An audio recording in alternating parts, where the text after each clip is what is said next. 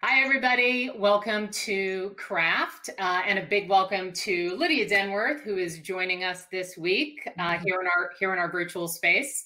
Always want to take a moment to mention how much we miss Little Jumbo, our home, our craft home, and but they're here with us in spirit. The wonderful Shawl Gray, co-owner of Little Jumbo, has once again crafted a specialty cocktail inspired by Lydia and her work. So we'll share that with you a little bit later. Before we get started, let's do a little bit of housekeeping. So first of all, for those of you who may not have ever done Crowdcast before, I'll give you a little tour of the page. So over here on your right-hand side is a little chat bar. You can send messages if you know somebody here. If there is some sort of problem, you can't hear us, the ring light falls on my head and we've lost all communication, whatever, you can, send a flare up in the chat. Sometimes things will come up and we'll share helpful links with each other.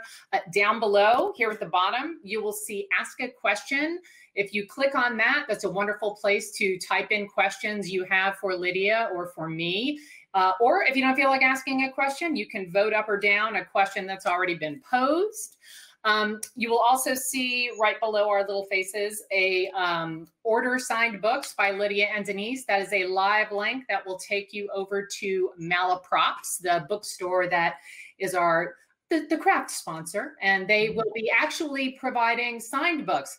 How is that possible, you might ask? Well, so if you order books from Malaprops, what they will do is get in touch with Lydia or I, and you will get signed book plates. They can be personalized, not like a paragraph worth of stuff, but for a particular person.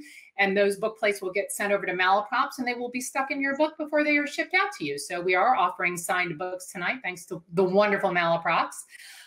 You can also order Shawl's cocktail book as well at that link. Let's see, what else do we need to show? That's pretty much it. So what we're going to do is Lydia and I are just going to talk for a little while. And then, about halfway through, we will, about 20, 30 minutes, we'll stop and head down to the questions and then let you guys become a part of the conversation. So that's it. So Lydia, thank you. Cheers. And, we're not in a cocktail bar, but we have our wine. Okay? I'm so glad to be here. It's so great to have you. So you studied history, right? I did. And you write about science. I studied science and I wrote about history. I didn't know that about you. I was a biology major and got my master's in environmental science. So what are we doing? Like what is it about writers that often they just kind of, Yeah, well, I do find with science writers that there really are two kinds. There are the kinds who really studied science and often even maybe thought they'd work in science, and then they said, no, I'm going to write about it instead. And then there are people like me who were history or English majors. And in my case, I mean, I'm extreme. I took the minimum number of science classes possible.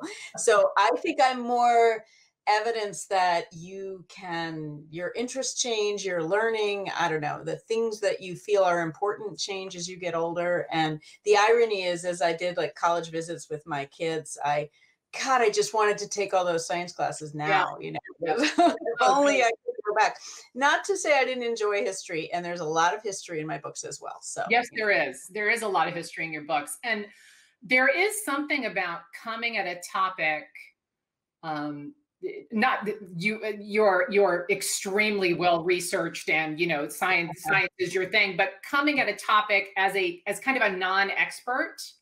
Yeah. I think so. Yeah. So yeah, no. Go ahead. Well, I mean, I was just going to say, do you find do you kind of put on the, as a writer who is writing about such in this and in Toxic Truth, and then I Can Hear You Whisper. I mean, there's so much research. There are all these different, it's not just science. There are all these different aspects and avenues of science that you have to go down. And you go down them very deeply and very well, but it's almost like you have to go all the way down and then back it up because you are writing for a general audience. I am, and I like to think that I'm writing for myself, or my old self before before I was really immersed in the science world, that I have to write it so that old me could understand it. And, I mean, I think although I actually think that one of the things that's great about writing about science is that you really, really have to think about the reader all the time. You have to make sure that you're bringing them along with you. And I think it's a really good exercise for just thinking that way, no matter what you're writing about, right? Like you're sort of testing how much is narrative, but how much explanation are you doing? And how do you, where do you stick in the kind of the hard facts that people need? And where do you kind of make sure that you're bringing them along so that they're not getting too bogged down? And, it's that is a challenge, but also to me, it's kind of the fun of it. And it is, I was really surprised to find that I was good at it, and it was in my first book, Toxic Truth, that I really morphed into being a science writer. But I came to that book from an interest in children's health and the environment and things like that. But then I started writing about one of the protagonists was a geochemist at Caltech, and I was reading his papers, and they were so technical, right? Yeah. And I thought, what am I doing here, right? Like, I am in over my head. And but then, lo and behold, I just kind of kept wrestling with it and trying to tell myself, you know what, you're smart enough. You can just keep asking questions. And that's the critical part too, is that I tell people, you've got to have to explain it to me. And I keep asking questions. Even when I do understand, I ask a lot of questions of my sources. And I found, that translation is something that I really enjoy. And so here I am. I went all the way. Well, it shows, because your books are at once incredibly detailed and well-researched, but super accessible, which is, of course, what you want. And so much of writing is, especially when you're doing science, is really kind of taking the reader by the hand and saying, come on, you can do it. We're going to go over here. We're going to go over here for a second. Yeah. But when you're researching, and I encountered this in several of my books, but especially with The Girls of Atomic City, because it was all about the Manhattan Project and nuclear research, and that you spend so much time around people who know so much that it's easy to forget who you're writing for, and fall into that, what I call like the, get a little too inside baseball, Yeah, no, absolutely. I get in the weeds. And then that's why for my books, I have a couple of people who are not scientists, who are early readers, and they flag all of that. And they say, yeah, I got no idea. Actually, I'm glad you brought that up, because that was one of my questions, is having those trusted people kind of for that accessibility read, as well as for a read in general. And, as a writer, how many, I have like 2 or 3 people who are the ones I go to, but I'm not a big sharer of my stuff before it's ready to go out in the world. How about you? Yeah, it's usually, it starts with my husband and one of my closest friends, who is also a journalist. And then a little later on, I did share it with 1 or 2 other friends, or this one anyway, Friendship, the most recent one. But yeah, 1 or 2 does it. Plus, I like to get my agent to read stuff, because we just have a really, I feel incredibly fortunate in my relationship with her. And I feel like she tends to bring my best work out of me. And so, she's much more involved in reading proposals, obviously, very carefully, but I've now sort of made it a policy to make sure that she is reading the book as well, before it goes out. Obviously, that's not true for journalism that I do, but my process is that I feel often, I feel, and I'm sure you do too, most people do, the real writing is in the revision. And in my case, that's also where the poetry comes in, to the extent that I ever achieve that. And a lot of the first versions are pretty pedestrian. to be honest. And I at first, I would freak out about that and think I'm never going to be able to do this. And then what's good about writing a couple of books is that you begin to know that there's going to be a moment where you think no one's ever going to want to read it. And then you also know that you can come through that. And so sometimes that is where getting those other readers involved is helpful, but sometimes I got to wait until I get past that and then share. Right. Yeah, it's tough to know when, but it's true. The more you go through it, you realize I've got to get through the ugly read where I look at this and go, oh my God, how many times can I use the same adjective? Oh my God, let's have a complete sentence every once in a while. Right. Did I really write a whole paragraph with every single sentence beginning with the same, Yeah, exactly. You had said that when you were talking about toxic truth, and I'm wondering if it's the same for friendship, that you came at it from an interest in a particular thing. And I think so much of those of us who started out in journalism, so much of what brings us to particular stories really is just curiosity. And if you can find something that it's hard to decide sometimes, am I going to do a short piece on this, or am I going to because a book is a commitment. And the curiosity's really got to grab you and hold you there for a while. Can you talk a little bit about the curiosity or whatever led you to write Friendship, which is, about the biology of this amazing human bond? Yeah, this fundamental question of how do you get to your ideas, right? How do you decide what's worth a book?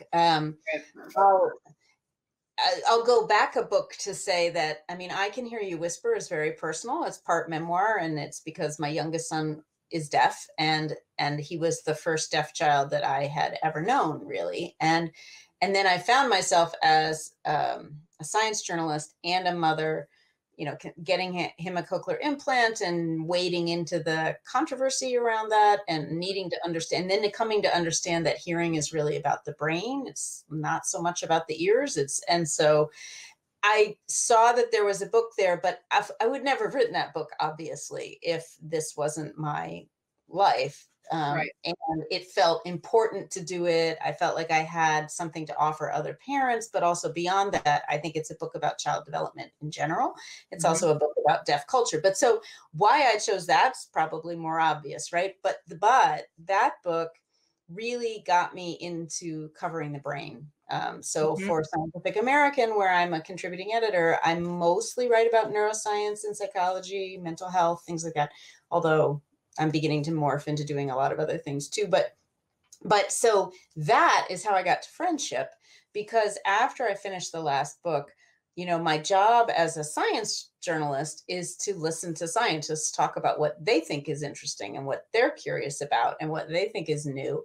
And I went to a meeting about social neuroscience, which is this kind of relatively new subspecialty where it's really all about how the brain helps us connect with other people and how much our brain is designed to do that, right? And so for a long time in neuroscience, people paid attention to thinking and memory and learning and all of that, which is very important. But in fact, huge swaths of your neural real estate are all about social stuff. And so I found that really interesting. And then I found it especially intriguing that they were talking about friendship at this neuroscience meeting. And I thought, well, no, really? Because most of us think about friendship in this, I don't know, we love it, but we just don't accord it that kind of respect. Right? Well, it sounds and you even say in the book that a lot of big thinkers throughout, over the decades have kind of written off the idea of friendship as a science as kind of, whatever. And it does even sort of feel like, how can you apply any kind of scientific method to this thing that feels so intangible and so personal and so changeable? Right. It feels amorphous. It feels hard to pin down, which is part of why people didn't study it for a while, because it is a little bit, you have to be able to define things in science. Right. You have to be able to measure them and define them in order to really study them. And And it was easier when thinking about relationships, it was easier to study things like sexual relationships or parenting relationships or, you know, biological relatives, because that's just more obvious. It's more straightforward. So it took a little bit of a leap to say, but wait, there's more going on here. And you don't have to have sex with people or be related to them to have an important bond.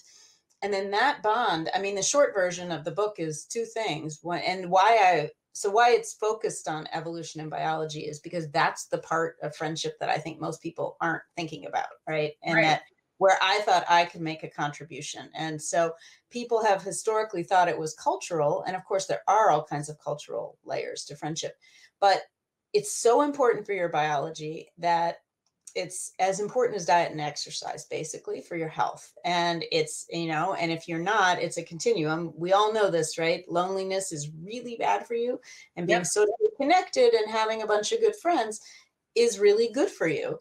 But what's been really interesting is for scientists to dig into why that should be so. Like, how is it that a social relationship that exists outside of the body, you know, and that isn't about sex or being related, could get into your skin and change the way like your genes express themselves or the way your cells respond. And it does. So that was fascinating to me. And then the evolutionary part is that we thought it was cultural, but it turns out that there are these really that being good at making and maintaining friends has true evolutionary advantages, and that we and other species have been doing it for a long time. And so that told scientists that there was something much broader and more universal and more fundamental going on. So those are the stories that I wanted to tell. And the thing about friendship, like choosing to write about something that big, is there's so much out there, right? So how do you narrow band it and keep a little bit of focus? And so that's what I did was, you know, really try to keep it on the biology and evolution part. Although, you know, of course, there's social media in there. There's the, you know, what happens when you're a baby, you know, when you're a teenager and your friends feel so important. And it's kind of friendship across the lifespan. But anyway, that was my way of doing it. And it just, when you said, though, you know, you have to be committed, I figured, hey, I'm at a point in my life where, like, my friends matter more than ever. My kids are growing up and out. I'm losing my parents, you know, and I thought, all right, let me spend a little time focusing on my friends, and that will be a good thing to do for a few years, and it has been, absolutely. Oh yeah, and you talk about defining things from a scientific perspective before you can move forward, right? You have to say, here's how we're going to define things, and a word like friend. Yeah. It's used all the time. Right. Now it's a verb, right? You can exactly. And it does, when you started out with this as a writer, do you feel like, because you did focus on a really interesting aspect of this, did you feel like you cast kind of a wide net at first? I mean, you went to, I mean, just to, you know, for people who haven't read the book, that monkeys in Puerto Rico and, you know, Sylvia, right? But wasn't that the baboon? A baboon in Africa, yes. A baboon in Africa named Sylvia, and in Kenya, and this is amazing. It was amazing stuff, and that's, I mean, you went out there before you kind of came back here. How do you sort of know when you have, you know, dug deep enough, far enough, you know? Then it's time to, like, okay, I got to drill down. Because, you know, research, those of us who like research. Oh, it could go on all day. Yeah. And this book, there were more than my others. There's so many things after the fact that I like wish I could have included or did include, or, you know, but also there's just not, there's not space. Right. And for me, I kind of get to the point where the deadline is looming, and I think, okay, I have to start writing. Journalists, right? They're like, give me a deadline, give me a deadline. Right. But I'll also say this: I find it kind of helpful, especially with a book, to start in writing, even if I think I'm not quite done, because it does sometimes show me where the holes are that I didn't recognize, right? And so then I need to do that with enough time to make sure that I can go back out and, you know, add in some things. I mean, the last chapter of the book with these wonderful women in Los Angeles. So, you know, I for people who haven't read it, as I said, it does cover friendship across the human lifespan. And so the last chapter is about living the good life and why friends are so important late in life. And I went and met with this wonderful group of women in LA. And I didn't find out about them. I want to say I went in October and the book was due in December. So like, you know, I had obviously written a lot of the book and I knew the end was going to be about the end of life and some of this research, but I didn't really have the kind of story part of it. And then when I found out about these women and they said I could come, I basically got on a plane and I was like, yes, yes, I've got it. I've got it now. I love these women. I spent the day with them. They were so amazing. And so then I was, but like I say, I mean, I was 2 months from my deadline. So it's sometimes you just sort of have that kind of feeling. There's something that's not quite here yet. There's something that's not quite here yet, but you can't wait, you know, to start writing. But talking about when the book was, a lot of times the books that we conceive, I mean, we might get in, you know, you might get an idea, you might not decide to look into it for another couple of years because you're working on something else. And then by the time a book actually comes together, it could be immediately after you had the idea, or it could be 5 years after you had the idea. But what is almost always true is the world in which you write the book is not the world into which the book is going to land. And your book about friendship and connectivity, I mean, when you conceived of this book, could you have imagined it was going to land in? No. I mean, who could have imagined? You know, who could have imagined that this year would be what it is? And it's just. Sorry, I'm seeing. It looks like what. Am I freezing on for you or my no? Okay, all right. Okay. So I'll carry on. I mean, I feel in many ways, and I say this with full. This is not to minimize what the year has been for anybody, but yes, I was incredibly fortunate in that if you're going to have had a book out in 2020 during a pandemic, that a book on friendship and social connection and also the risks of isolation and loneliness was a really good place to be.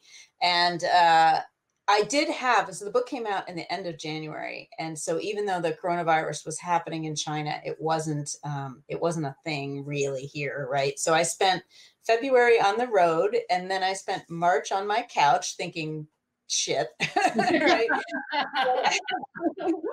But actually, as you said, like the book totally got a second wave that in fact I wouldn't have, I mean, I got a lot of really nice attention and press at the very beginning and some great reviews. And so that was terrific. But then, yeah, it met the moment. And so, but what was especially gratifying was that it met the moment in a way where I felt like I could be helpful. Right.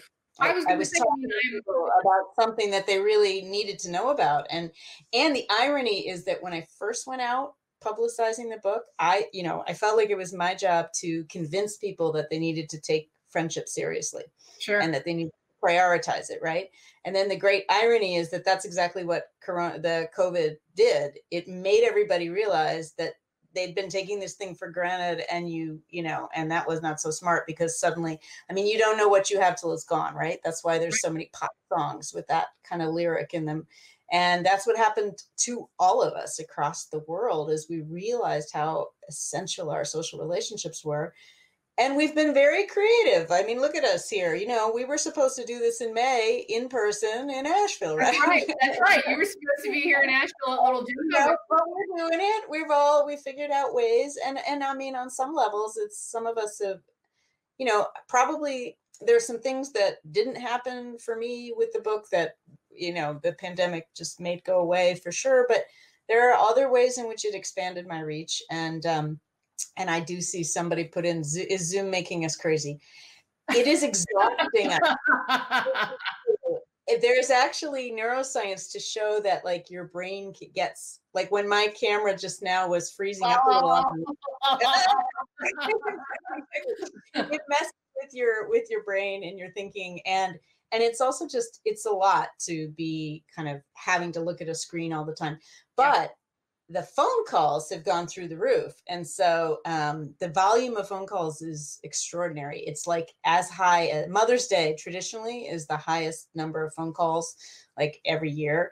And we're all like hitting Mother's Day all the time in our volume of phone calls. And so that I think is a reminder that like you could go old school here. You know, there's all kinds of ways to connect. But the connecting, the critical thing is that you do, right? And that you get yourself out of your, I mean, I think people know this now. We're 6 months in, you know, and we're so over this, right? And we're kind of over Zoom. But on the other hand, I feel like maybe we're sort of settling into like what the new normal is going to be for a little while, and kind of just living with it and saying, okay, this is how it has to be. Well, and you actually have a chapter in the book about digital friendship, which at first, you know, a year ago it would have been like, oh yeah, digital friendship, online stuff. Now it's like, oh no, digital friendship. And the experiment, are you really my friend? I think it was called, Are You Really My Friend? And it was about people who, this woman went around and physically connected with people she was friends with in the online space. Right. She was an artist, a photographer, and she embarked on this project of actually going to see all of her Facebook friends in person and taking their portraits. And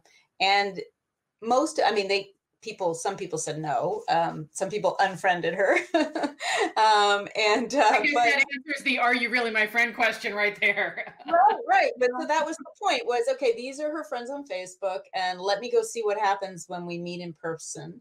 And some of them were people she knew really well and had known a long time, like all of us. Our Facebook friends are a real mix of people from our world, of all of our, like, our offline lives. But the thing is that actually, you know, you were talking about the word friend before, and we sort of think it's devalued currency now because of Facebook and things like that. I believe that it is not, and that we know the difference. And there's research to say we know the difference between our Facebook friends and our real, like, heartfelt friends, our closest friends. And in fact, in this one study I'm thinking of, something like 30 or 40% of people's Facebook friends qualified as actual friends was the term that they used, and the rest were like more distant. But what this woman did was go and visit everybody who would have her and stay at their houses, right? Like that's because she was like having a meal together in person. And what she found is whenever she did that, they did get closer, and people were incredibly generous. And in the book, what's interesting is that I actually was arguing in the book that the research, there's a wave of new research saying, you know, social media is not that bad for us. Digital technology is not that bad. In fact, for relationships, on balance, it's good. Yes, you should see people in person. You absolutely should. But we don't need to freak out as much, which is a good thing, because then technology is all we had after that, right? So now what's happened in the science world is they flipped the script. Like, instead of talking about worrying about how much time people are spending, it's really about the quality of how you're doing, what you're doing while you're there. And that's what it should have always been. You obviously, when you have a book out, you spend so much time talking about, like you're doing right now with me, talking about, you know, the book and the work and your process and all of that sort of stuff. But you actually have you have an active speaking life as well. And it can be, I mean, having done it myself, it can be a bit of a shift sometimes, because we do spend so much time alone. And so much time just us with our, you know, computers or our books or whatever. And you do have to kind of, you know, change gears to go out and do that. How did you sort of come to, because you've done TED Talks, and I mean, how did you sort of come to the speaking aspect of your writing life? Because a lot of writers want to do that, but really struggle with making that transition. Yeah, it's challenging because, and I feel like I've been getting better and better at it as I look, but it definitely started with my books. With each book, I got, invited to give talks that on the subject of the books and relevant. I mean, the Toxic Truth, which is about the two men who figured out that lead was as harmful as it was. So obviously I was speaking to, the biggest events I did were to like kind of almost industry groups and things like that, but hundreds of people who were really, really cared about lead poisoning. And then I did some sort of larger children's health things and stuff like that and then for I Can Hear You Whisper, I became a very sought after speaker within a certain world in hearing loss. But it was pretty particular, right? So my challenge was to break out of those kind of niche speaking gigs and talk about larger things. And of course, a book on friendship helps you do that because it's a topic that everybody wants to talk about. And that was a little bit of my thinking about choosing this subject. I was like, okay, this is not niche. Everybody has friends. But I will say this, that I've really, really worked at building that side of my career. I really, I invested in a coach to help me with actually giving the talks. I invested in some classes. And then I practice hugely when I'm giving. I mean, we don't get to do this anymore, but if I'm getting up on stage and I'm really giving a talk, I really, really prepare and work at it. And it is a very different. I used to just take like the great lines from my book and try to just make them part of a speech and deliver them, but that's not what, you have to do it differently. And so I guess I feel like I wish I had, some really clever advice. Really what it is to say, like, don't think it's not this easy thing. But the more effort you put in, the better it'll go. And the other thing is that there are a lot of places, like, I say no to very little. So, sure. I'll go to the opening of an envelope. I'm like, and I think that's how you practice, right? Like, so don't think that you're all this hot stuff and that you aren't good enough to speak to smaller groups. What I do about like money is I have a standard fee that's not small, but I usually note that and note subtly that I'm willing to negotiate, so that I try to not have money unless I really decide something is truly not worth it for me. I try not to have that stop me from getting a gig. And this has really taken off this year. As you say, I was lucky enough I was chosen as one of 12 TED finalists in the big TED search in 2018. And that I did, it was just a very short talk, but it was on this friendship stuff for the book. So that has really helped now that I'm promoting the book. And now I'm talking about other things as well, though. I do a lot of talks about my Scientific American work and stories I've written. And it's a self-fulfilling thing. Once you get out there doing it, you often get another gig out of one that you do. And so it's work and it's different. And so people need to understand it that way. And it is practice. It is practice. Actually, I have somebody that I work with, the successful speaker. I just happen to have this right here. But I study it. I study how do you do this, and I think that people need to do it that way. I agree.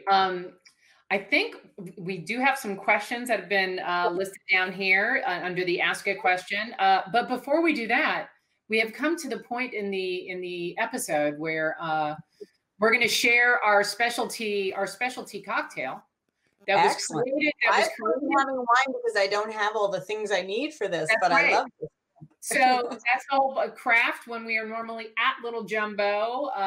We have a specialty cocktail for every event that is mixed up, inspired by the speaker or their book or their background or whatever kind of sparks Charles' creativity.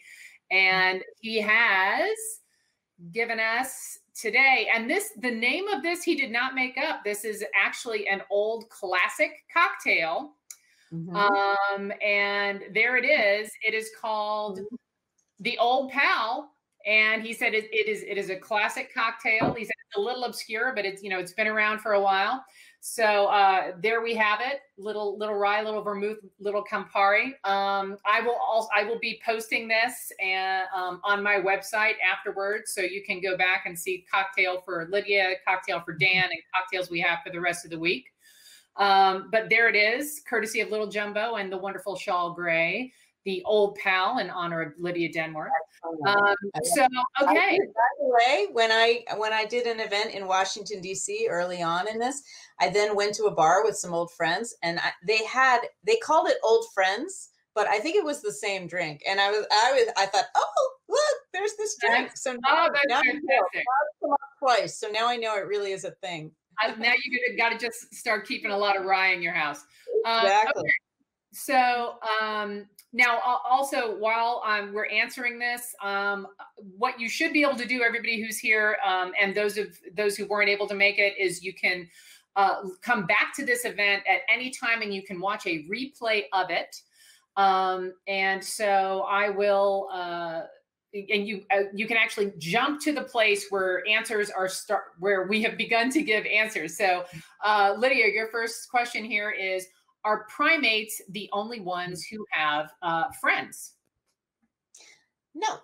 I mean, it depends, of course, on how you define friend. But what's interesting is that across all kinds of species, there's social behavior that indicates something like friendship. So even fish will freeze in the presence of unfamiliar fish and relax in the presence of familiar fish.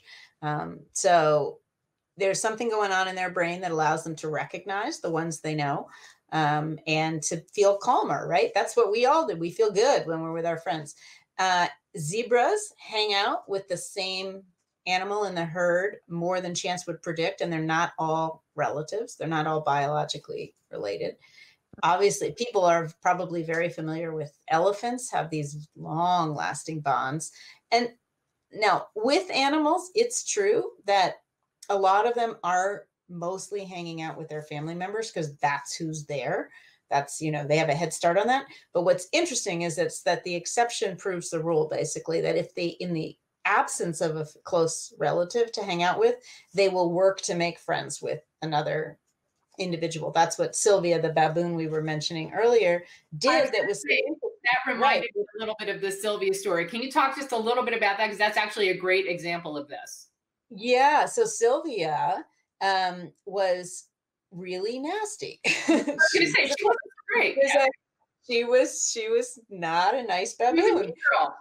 She was a mean girl, and she was pretty senior in her, there's a very strong dominance hierarchy in baboons, and she was up at the top, kind of like a duchess. And so she was nasty to everyone else, and she primarily hung out with her daughter, Sierra. That was her main grooming partner. But then, alas, as happens if you are a baboon in Africa, she actually lived in Botswana, but I went to Kenya, and she has left us. Sylvia is no longer with the living. But so Sylvia's daughter, Sierra, was killed by a lion, and Sylvia was alone. And all the primatologists who had been watching these animals, this group of animals, for over years and years and years, and collecting a lot of data on their behavior, they were watching Sylvia, and they expected that she would just kind of go off on her own since she didn't have a lot of other tight relationships. But instead, she changed her behavior. She started trying to be nicer. And baboons have a grunt they give that means I come in peace. It's like a signal that I'm not, and that I'm not here to hurt you, or I'm, and now, of course, it took time because all these other baboons had spent their lifetimes being traumatized by Sylvia. So it wasn't like it went.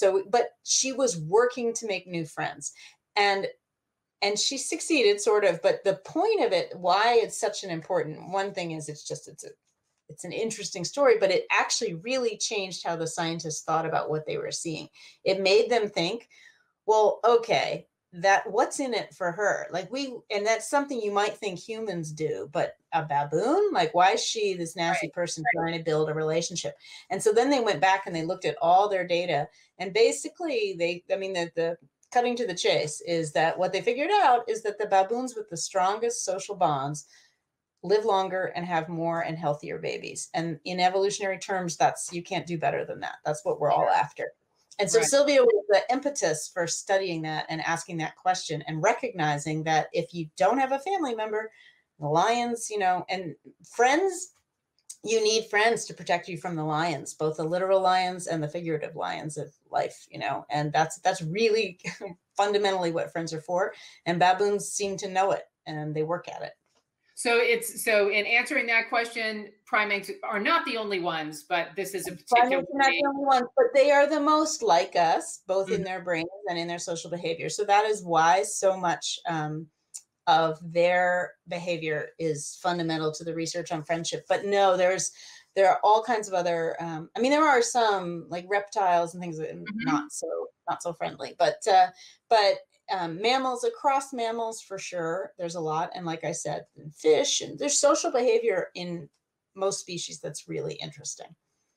All right, great. Okay, and I have been reminded there is a question. Sam, okay, does speech break down? Can you see that, Lydia, up in the chat? Does speech break down with people? With friendships breaking down families? I'm not sure I understand the question. Sam, can you, in the chat, can you elaborate a little? Are you still with us?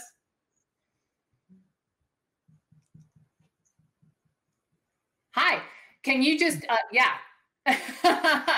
Can you just, yeah, great.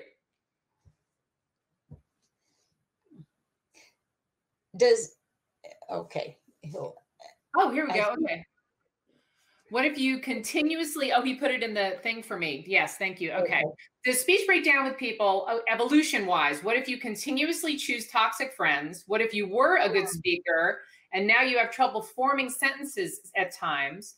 If you say, I will do, just interested in the neuroscience behind, am I getting it that right?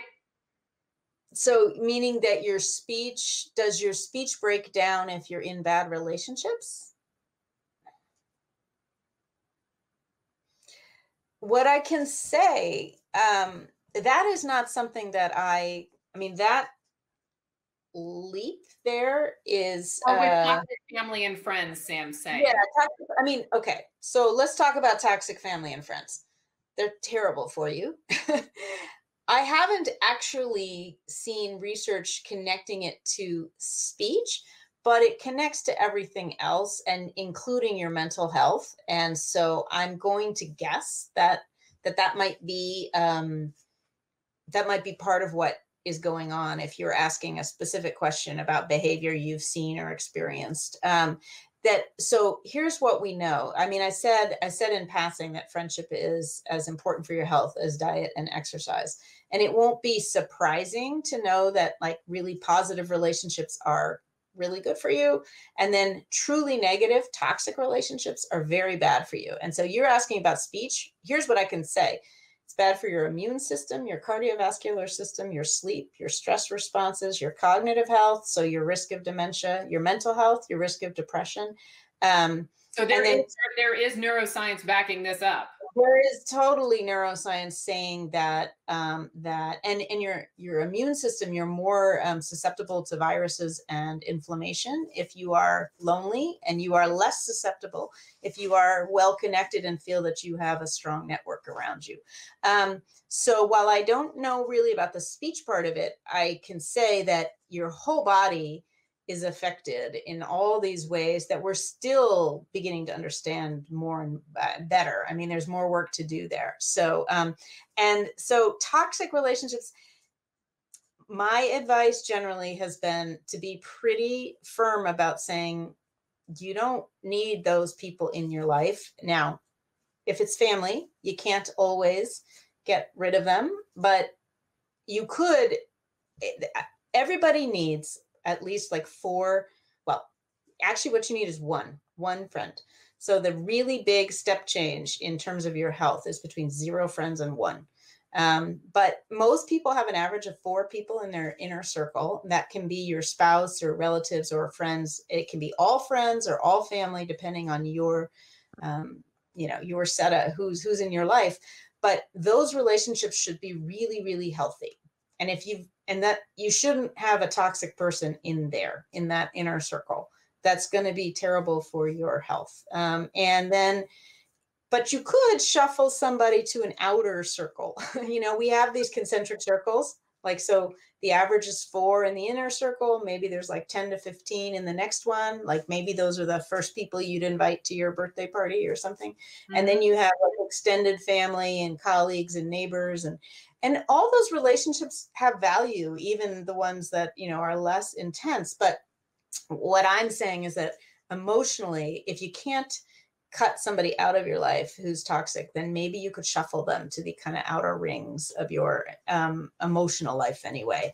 And but the science is very clear that even people we feel ambivalent about are not very good for our health. There's fantastic neuroscientific research around gratitude as well. Yes. Right. And where they actually do map people's brains in response to, negative, not encouragement. What am I saying? Negative impulses as opposed to positive reaffirming impulses, altruism versus, greed, all those sorts of things. And that kind of gratitude attitude, as opposed to that toxic stance, they can actually watch how a brain responds differently. So that's a really cool, thank you, Sam. That's a really, really cool.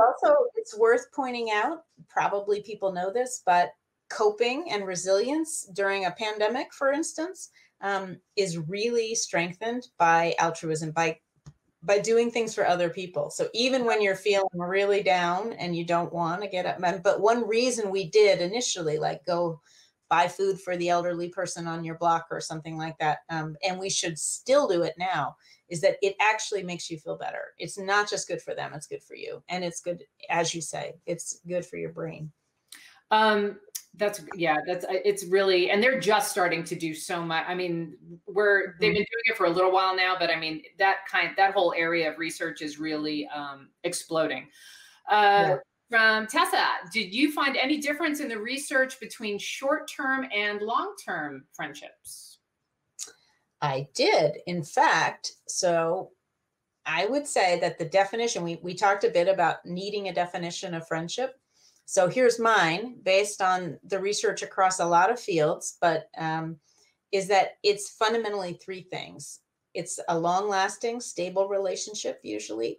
It's positive, so it makes you feel good. And it's cooperative or reciprocal. So there's some back and forth. And now that does not mean that you cannot be friendly with someone that you've just met. What it means is that to really feel that you have that deep relationship usually requires time. In fact, somebody counted, it takes about 50 hours together to go from considering someone an acquaintance to a friend, and then maybe an average of 90 to get it to be a good friend, and 200 hours together to consider someone your best friend. And so their time really does play a role here. And I think that especially as adults, we don't always appreciate that. We think it's so hard to make friends in adulthood. And of course, it's never as easy as when you're in school, in high school or college. You're surrounded by so many people your same age, and you're going to have, usually, hopefully you have something in common with some of them. I mean, part of what you do as an adolescent is begin to find your own identity and your own interests, and then you tend to gravitate to people who share them. And you spend so much time with those people, right? You're in school all day, you see them after. If you're in college, you live in the same dorms, maybe, all that stuff. As adults, we have to think how long it would take you to do 200 hours with somebody you just met, right? Like, it's a long time. And we do it. But I think we need to remember, we need to be more honest with ourselves about what it's going to take to accomplish that as an adult. And encourage for those of us who have young people in our lives. I mean, you talk in the book actually about when you guys were going to move to Hong Kong, the reaction your son Matthew had, who was middle school. I think he was like, "Oh my God, what about my friends?" Right? Yeah. Oh man, and you know, I think if you have kids, you tend to, I mean, you're sympathetic, but only to a point, because then you start to get annoyed when they just want to be with their friends all the time. Yeah. And just the fundamental thing is that is the way they are supposed to be right now. I mean, you need to understand that. And so if you really like someone, you've got a short-term relationship, like that's great. And you should enjoy that, but you should understand that, like, to really get the depth, you got to put in the time, and you got to be sympathetic to your kids. Doesn't mean you have to let them, you know, always be with their friends, but I do think adults need to do a better job of understanding how fundamental it is for kids and why. And great question. It looks like somebody's been to your website. Tell us about your sustainable farm. Oh, that's where I am right now. And so, yeah, my husband grew up in central Pennsylvania in what was really farm country, and he always had a passion for this. And so we have a business here. We raise cattle and pigs and industrial hemp. We grow hemp for food. And we raise organic hay, and we've done a couple of different things. And now we're partnered with a dairy down the road, and it's a beautiful place in central New York. But it's really his business, and he does this for 7 years now. He's been doing only this, and we have businesses that are related. So our hemp business, it's called Eaton Hemp, EATON. You can look it up. We make snacks and hemp parts and things like that from the hemp that we grow here. And but I gotta say, it is mostly my husband's passion. I'm not, just like nobody would have expected me to be a science writer. Nobody expected me to be a farm wife. Not my natural. And yes, you can do the Green Acres jokes all you want, but I'm a city girl. I grew up in the city. I've lived in cities my whole life, but I love it up here. So, well, the pictures you post online are quite beautiful. It is beautiful. It really is. Yeah. Okay. If anybody has, I think, this is actually a very good question from Bruce. Does Zoom, you were talking before about the number of hours we need to invest, right, to solidify those relationships.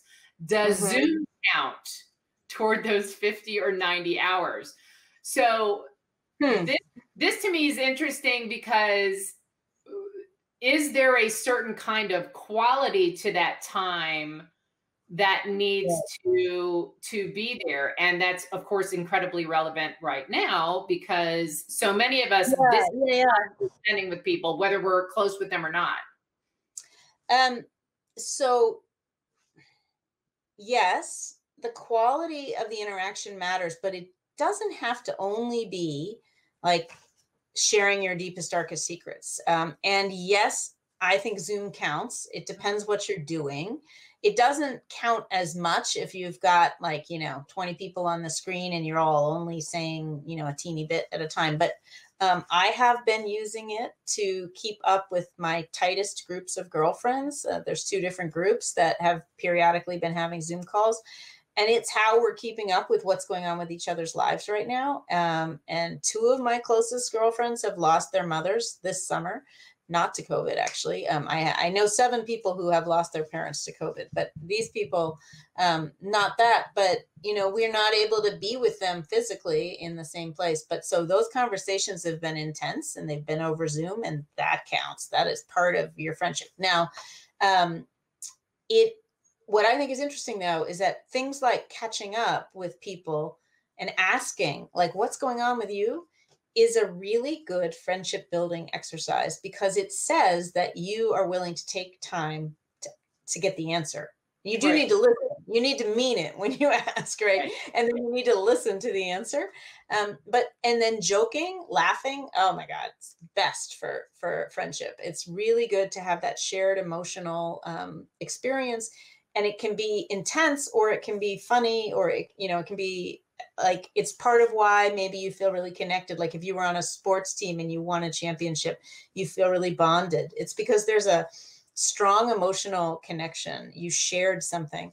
And so friendship, building that, the 50 hours and the 90 hours, you can do it with different things. And what is really interesting about the science is that question that you're asking is, what's the value, what's the worth of an online interaction, is not a question that people were studying very much. They were still kind of fixated on what was wrong with technology and social media and why we were spending too much time on it. They were focused on time.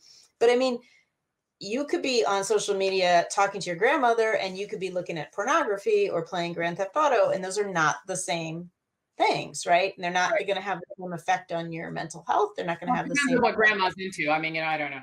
Well, true. Very true. Very true. But so now what this pandemic has done is really, really turned up I think we've skipped 10 years in the research, honestly, and I'm going to be really curious to see what comes out of it. And people, if they go to my blog at Psychology Today, I did just do a post earlier this year about Zoom and socializing, and it's based on some new research, but there's not a whole lot of research on this question.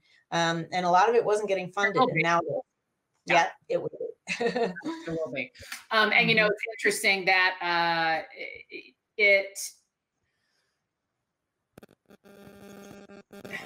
you talk in the book, and what you were just saying kind of reminded me of this. There has been a suspicion about tech since Socrates thought writing stuff down was the end of it, because your memory was going to go if you actually started reading things on paper. Yeah, no, we have a real history as humans of always thinking that the next thing is going to be the death of us. Right. Which isn't to say that technology and social media hasn't been a massive sea change. It has been. But, here's what I think is really interesting. And I think I said this in the book, like we wanted to believe that social media is terrible for us. Like that's something that was not hard for people to believe. And yet it's not actually nearly as bad overall as people think. But believing that friendship could have an effect on your health and your longevity and how long you lived it was just like nobody could believe that. And they had to do all this work to kind of show that something like friendship could matter that much. And so I think that's really interesting. Like, what's our cognitive bias that we didn't buy it? My theory is that friendship just feels fun and frivolous. And so how could it be so good for us? And what I think is great is that now that everybody here knows the science, basically I'm giving you permission to go hang out with your friends and call it like health. You're just jogging. It's I like it. I think that's great. Thank you so much for all of this. Okay. Are there studies now that young people have been raised online? Are there studies now? Thank you, everybody. Are there studies now that young people have been raised online with their friendships or lack of? I don't think I understand that question, Deirdre. Have they studied young people that have been raised on? You get it? Right. Okay. Yeah. That is what this research I'm talking about, that's saying that social media is not. So really quick. So what they did was they took 250,000 adolescents, and they looked at the percent variation if you looked at their well-being, psychological well-being, and then you looked at all different kinds of things in their lives, including technology use. And it explained less than 0.5% of the difference in well-being, whether they were heavy users or not. Wearing glasses was worse for your well-being. And then things like being bullied or not getting enough sleep were, not surprisingly, really bad. Getting exercise, riding your bike to school was really good. Eating breakfast was good. So the point is that, if you see it in this big, in the whole, you see the forest for the trees, right? You see that it's not as bad. Now, let me say, because I know people will say, whoa, because nobody really wants to believe this. But the thing is that what we think now is that there are some kids who maybe are at risk for whom social media and technology is worse, but there are signs in their offline lives. So it's really important to look at both. Like if you're thinking about kids, these kids have grown up with this, they're natives in a way that we are not. But they actually look at how much they missed their friends in person, okay, during the pandemic. Like people who think that these kids didn't need the in real life stuff were wrong, because they missed it terribly. And so overall, they're doing fine. The thing goes in both ways, the direction of the effect. So for the kids that we're worried about, usually there's something going on anyway in their lives. They're more susceptible to depression or anxiety or something like that. And then, yes, it could be made worse. But so anyway, there's a lot more to say about it. And I've written a lot about it. If anybody looks stuff up that I've done, you can get more details. When I send the follow, I'll be sure to put links to Lydia's blogs, her website, some of her other books, and some of the things, especially that she's written for Psychology Today and Scientific American. Thank you. So everybody, order Lydia's books, or go get them from one of your local bookseller, wherever that may be. I know people are joining us from a lot of different places. Thank you so much, everybody, for coming. Next week is Kate Anderson Brower, #1 New York Times bestselling author of Team of Five and The Residents, the little White House insider. It should be very interesting. We thank Lydia for being here. We thank Malaprops for always being there to sell books. We thank Shawl in Spirit, who creates wonderful cocktails for us, even though we can't be in his bar drinking them. And yes, you guys want to come back and watch this conversation at any time, you just come right back to this link. It'll be up there. I'll keep it active. You can replay it. And that's it. Thank you so much, Lydia. You're awesome. Thank you for writing your book. We needed it. Thanks, everybody, so much. Okay, bye.